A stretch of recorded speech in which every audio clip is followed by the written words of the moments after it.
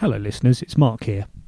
The show you're about to hear isn't up to our normal standards of sound quality, and I thought it was worth taking a couple of minutes to explain why that is. This week's show was going to feature me, Laura and Tony, as Alan was busy with the Ubuntu Online Summit. Unfortunately, Tony was unable to make it at short notice, so it ended up with just me and Laura. Now, doing a four-person show with two people isn't easy, but it was made more difficult by the fact that Tony normally brings the sound card we use to record, meaning that we had to make some radical changes to our tried and tested setup at the last minute. The effect of this is that you'll notice some quite unpleasant distortion in some parts of the recording, particularly in my voice.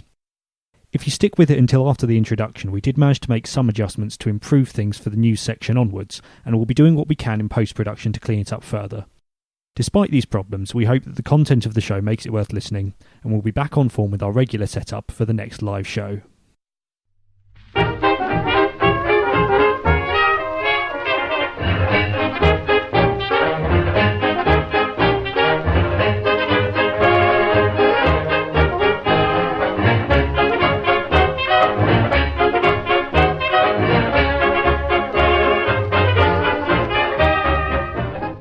Welcome to the Ubuntu podcast. It's Wednesday the 12th of November and we're going to discuss what's been happening in the news and in the Ubuntu community. If you're listening live, you can send us messages using the chat thing on the website and in the #UUPC IRC channel. I'm Laura and joining me this week is Mark. Hello. And a podcat. Oh. And that's it. What happened to everyone else then? Who knows? Was it something we said? It must have been. And they're taking off the kit with them as well. Okay, so yeah, we're going a bit by the seat of our pants tonight, but I'm sure that'll just make the show all the better. I'm sure it will. But we're kind of hacking things together and fridging things quite a bit. I think we've changed every cable and every microphone round at least twice tonight. But I'm sure you won't notice. It'll be fine. Excellent. Sounds like a fun-packed show.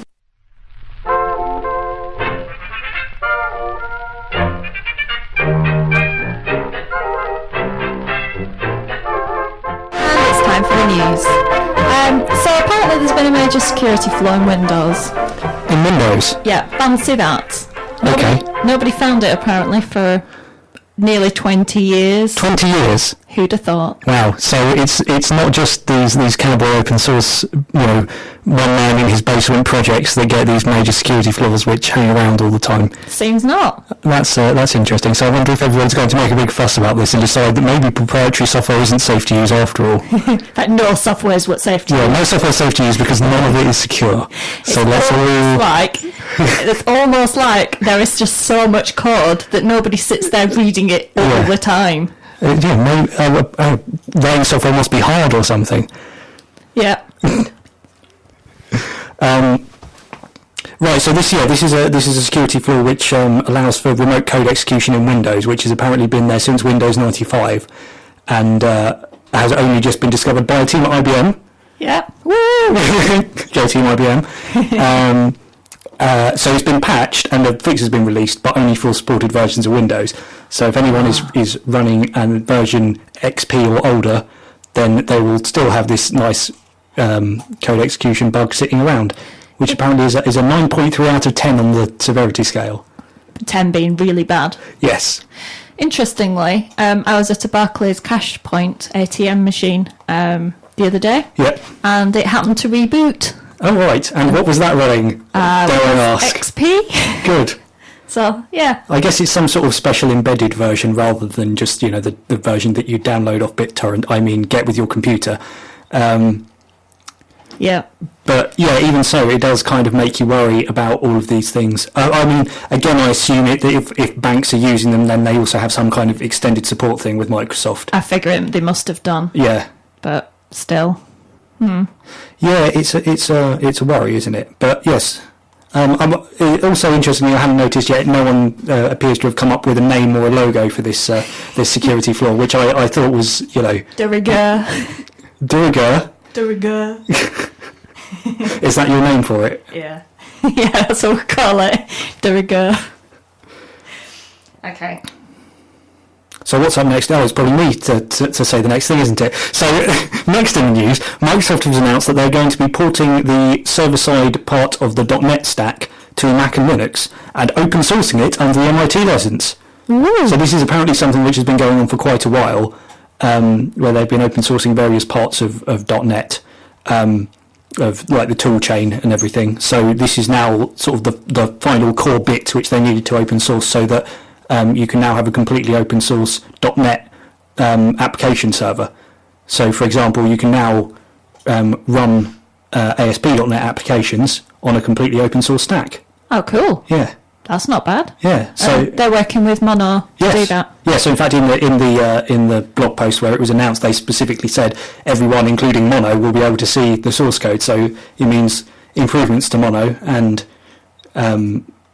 a better or a more versatile platform for application developers. Yeah.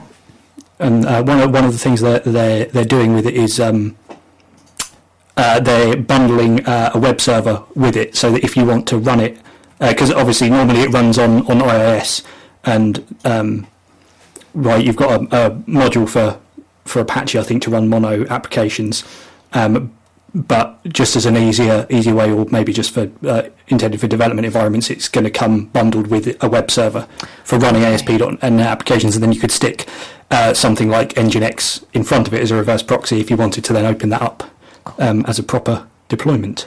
Yeah, and apparently the plan is to stick all this into GitHub. Yeah. So cool kids are. Yeah. So pull requests welcome, I assume. There's been sort of Microsoft stuff going on GitHub for a while, and that's where this is all going to live. Under the MIT license. And there's also they've also done a patent promise that if there's any of their patents which are implemented under this, then you're free to use them, basically. Yeah, and specifically the aim is to get it onto Linux and macOS, isn't it? So, good on Microsoft. Indeed. So next up, we've got a story about the Internet Archive, which is now host to the Internet Arcade, which is a collection of over 900 arcade games playable in a web browser. So yeah, the Internet Archive is I think the Wayback Machine is probably the thing that people are most familiar with from the Internet Archive. So that's where you can go and look at a website from a particular point in the past, where it like captures. It's usually just the HTML, so you don't get any of the CSS. You just get sort of what the content was on the page at the time. And yeah, they've added this MAME emulator to it. Ooh. So I think because they also archive other files, because I think you can upload certain videos and video and audio stuff there, and apparently games as well. And now you can play those games. Cool. And yeah, they've actually managed to. I wasn't aware that this actually existed as a thing, but you can also use the JavaScript gamepad API. So if you've got a gamepad plugged into your computer, you can play games in your browser, arcade games in your browser with a gamepad. Oh. Yeah. So it's like you're practically at an arcade. Yeah, although you'd have to have one of those big old joysticks and like a button on the table to mash furiously to have the real experience. But yeah, it's quite clever, and yeah, it's basically a port of the MAME emulators, which have been around for a long time, but ported to JavaScript. Oh. Yeah. Cool. Apparently you still sound a bit distorted. Okay. I think you'll be in the next room if you step back any further. I will. I'll try turning myself down a notch. Okay.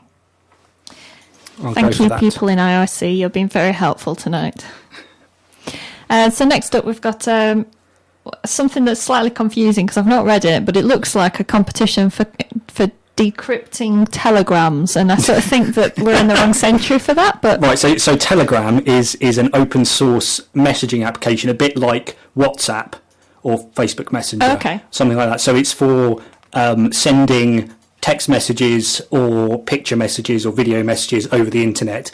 The difference being to things like WhatsApp is that it's all heavily end-to-end encrypted, which means their focus is on privacy. They're funded by, I think, a philanthropist. Philanthropic? Yes, philanthropically funded. So they don't have to worry about managing to monetize their users. They're just funded by a guy who wants this to exist and is going to fund it for now. And so they're challenging people to... Yeah, basically they want to make sure that their crypto is secure.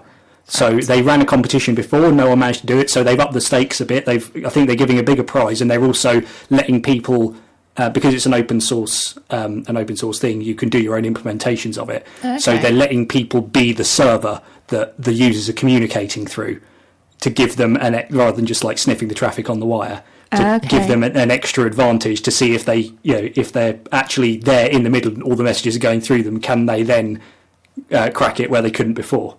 Wow. Yeah. So it's an interesting way of finding flaws, isn't it? Yeah. Yeah. Wow. Yeah, I mean, unfortunately, I don't really understand enough crypto to really appreciate this. But sounds cool. It does sound cool, doesn't it?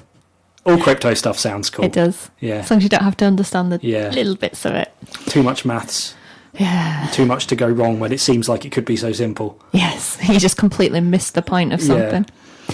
So the next one, I've got no idea what it's about. No, it says chickens. Nah, should we skip that one? Let's skip the chicken one. The reason there's nothing there is because I didn't understand it. Something about huge performance gains because of possibly a bit being set wrong in a driver. Okay. So Tony will like this because it's about gaming performance, but unfortunately he's not here to talk about it, so we'll have to skip over that. So next in the news, the Free Software Foundation and the Software Freedom Conservancy have launched copyleft.org, which is a site to disseminate information. Give out information about copyleft licensing, and also just generally about free software stuff, this concepts of software freedom and how copyleft relates to that. Okay. So copyleft being an open source license which requires you to release any modifications under the same license that you receive it under. And that's sort of a sub-part of GPL type licenses. GPL is a copyleft license. Oh, okay, that way around. Yes. Yeah. Yeah. If you don't understand it, you can read the helpful 142-page guide on copyleft.org. And if you get through that and you find something interesting, do let us know. Yep. What's next, Laura?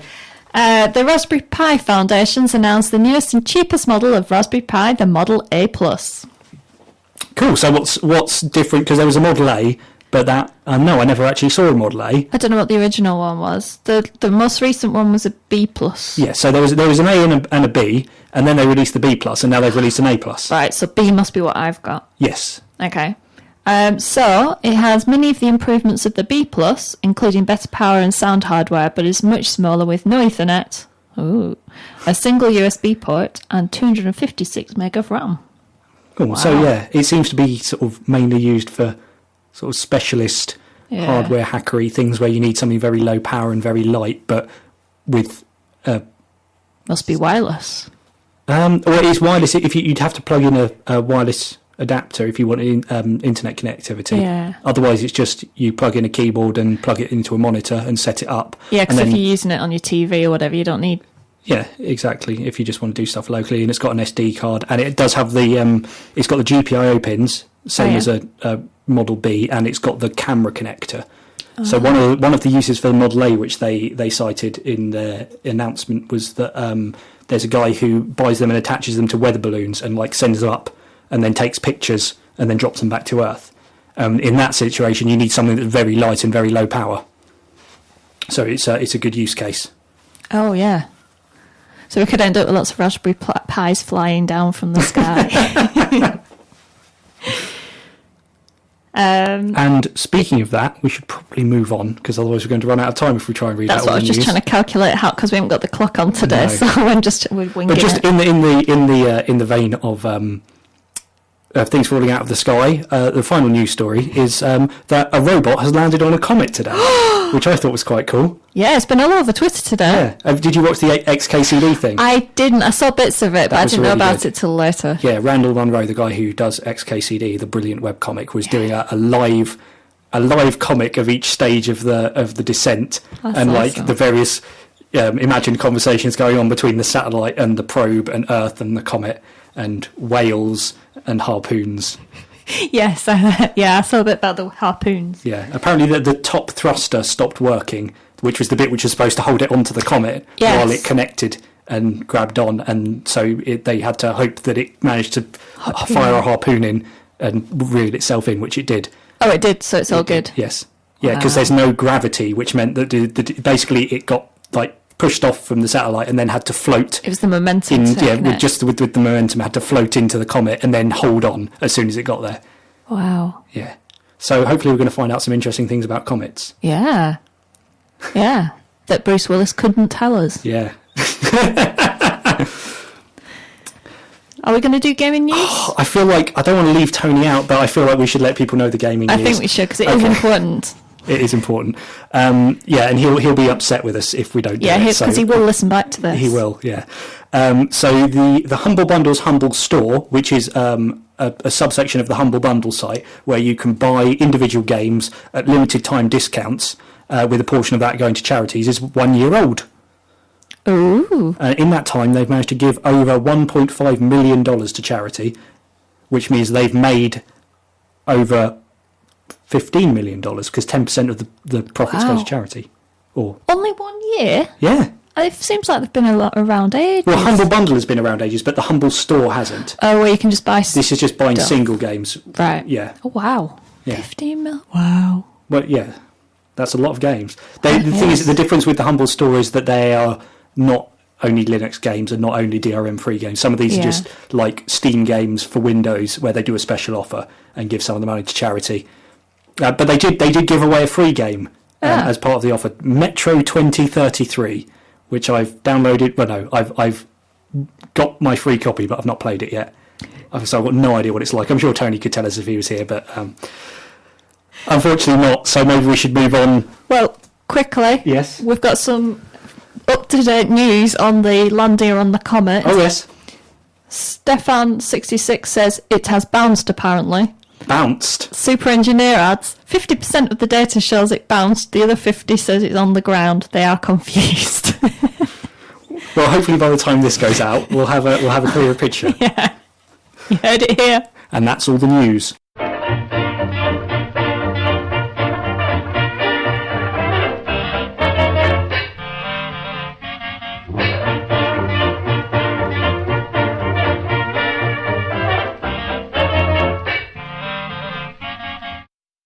And now it's time for some community news. And what's going on in the community? Well, first of all, the sad news that Linux Outlaws will be no more. No more? No more. What's happened to them? I'm not sure, but they're recording live tonight like we are, and I'm sure it's probably going better for them. But yes, no, I don't actually know why. I assume it's because they're too busy. I did listen to their announcement. Well, it's not so much that, it's more that, it's called Linux Outlaws, but over the years they feel like they've become less about Linux and and more about Outlaws. No, they've changed the kind of stuff they talk about, and they don't necessarily feel that they've got the drive to give people what they expect from a Linux Outlaws show. So they're going to take a break from podcasting. They're doing a few final episodes now, which is why they're still on, and they're going to take a break from podcasting and then maybe revisit it next year as a different podcast, or yes, more technology generally. I think that remains to be seen, basically, whatever they decide to do. So yes, they're not going away. And this doesn't affect OggCamp. This doesn't affect OggCamp. I did see that announcement. Yes. In fact, if you're interested in OggCamp, we've actually started an online forum to discuss ideas about OggCamp. So if you have anything which you'd like to say in terms of feedback about the event, ideas for future years, I'm not going to say next year. That's too much for commitment right now. It might happen next year. If you do want it to happen next year, then come along to the forum. Come along. Yeah, so if you go to the website at ogg.camp, and then you go to click on the community link at the top, then you'll get into the forum. It's hosted by Sixgun, which is where Linux Outlaws currently reside. Yeah. So it'll be on their forum as a category on there. And just I've started a few discussion topics just to get some ideas going. And if you've got any thoughts, just chip in. Cool. That's a really good idea. I thought so. Yeah, and it's kind of very forward-looking, because normally we wait until after Christmas, well, this and is then we panic. Yeah, and then we think, maybe we'll be able to get some other people to help out. And then we don't know what we want people to do, whereas if people can come to us with ideas, then that might be a better that's doing. A great idea. One of the things that I really want to happen, which a lot of people were talking about this time, was a kids track. Yes. And there seemed to be a lot of enthusiasm for that, so hopefully if we Sprog Camp. Yeah, Sprog Camp. If we can get like all the people who are talking about that together to actually maybe come up with a concrete idea for that, then maybe next year it will happen. That'd be really cool. Or next time it will happen. Yeah. Yes, next time. A few more things for the Ubuntu community. Canonical have announced the LexD project, which is a hypervisor for virtualization, except it's based on the Linux containers project, which provides a very lightweight way of wrapping up a virtual environment in a container, which can then be sort of redeployed across across different container environments. So how is that different containers from, say, just taking a VMware virtual machine and putting it on VMware on any other machine? Okay, so the difference between a virtual machine and a container is that a container is running on the same kernel, I believe, as the host, but in a sort of kind of like a CH-rooted environment, but implemented differently. Do you pronounce it CH root? I always said chroot. Yeah, I say CH root. Oh, okay. Anyway. But what they're doing here is they're trying to make containers, in terms of the hardware support, the same level, so that they have there's direct support in the hardware for a hypervisor designed for running containers, like there is with a virtualization platform. Okay. Oh, cool. This is what I've gleaned from a blog post. So there's probably virtualization experts listening in, screaming at me. So if you have a better explanation for this, do email in. Don't phone us, because we're not sure if the phone works. The voicemail. Oh, yes. Email us. Record it and then send us the MP3 to download. That's a good idea. Do we have any events? Oh, do we have events? You have to be very quick off the mark this week with the events. Yes. So at the moment we've got the Ubuntu something online summit. Right. What was UDS that is was now UDS, isn't it? UOS. Right. Which is a bit less catchy. But that's where Alan is tonight, to be fair. He's got so busy submitting sessions and realised that all these sessions were running when we were recording the podcast. So if you don't know, don't flip over right now, but he will be there. If you miss Alan's dulcet tones, then you'll probably find him in a Google Hangout. Yeah, so we're talking with about a cat mobile. on him. Yes. So the Ubuntu Online Summit is where they plan the future releases of Ubuntu. So that's running today as we record and for the next 2 days. Which is till the Friday the 14th of November. So if you listen to this on release day and you weren't aware of it, then you can still get involved. Yeah. And another one, if you're really quick off the mark, it's the 15th, which is this Saturday, I think. The 15th of November is Inspire Women in Technology, I think it's called. And John, the nice guy, Spriggs, kindly sent this in. And it's a Women in Technology event, but it's for everybody. Right. I remember looking at the website. Well, I saw it was called Inspire Wit, and I thought it might be a comedy festival. Yeah, I think WIT, it means the women in IT. Women in technology. Technology, because IT wouldn't work. But yes, it's. So is it a conference about women in technology, or is it a conference featuring women in technology? I think it's neither. Oh, okay. It's a conference. Bad name. It starts off and it says a conference for women, and then it changes to a conference for students, and then a conference for women, then a conference for men. So I think it's basically for everyone, but they're just making. I wonder if it's organised by.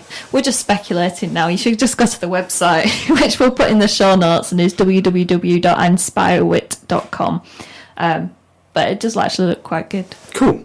Well, yes. If you're quick off the mark, then go and check it out.